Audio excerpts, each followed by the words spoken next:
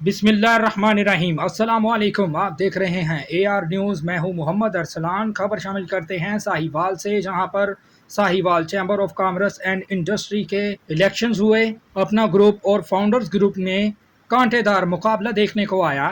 Founders اتحاد group نے میدان مارلیا کارپوریٹ کلاس میں شیخ ہارون شاہد نے مخالف امیدوار کو پچھاڑتے ہوئے 141 ووٹ حاصل کیے اور کامیابی حاصل کی، جبکہ دوسری جانب فاؤنڈر اتحاد گروپ کے ایسوسی ایٹ کلاس کے امیدوار ظفر سردار گھمن نے بھی 585 ووٹ حاصل کر کے کامیابی حاصل کی۔ جو ہی الیکشن کمیشن کی جانب سے رزلٹس بتائے گئے تو ہر طرف خوشی کی لہر دوڑ گئی۔ ووٹرز و سپورٹرز نے ڈھول کی تھاپ پر رقص کیا، پھولوں کی پتیاں نشاور کی گئیں اور نوٹوں کی دتیاں بھی نشاور کی گئیں۔ ہر طرف مٹھائیاں تقسیم کی گئیں۔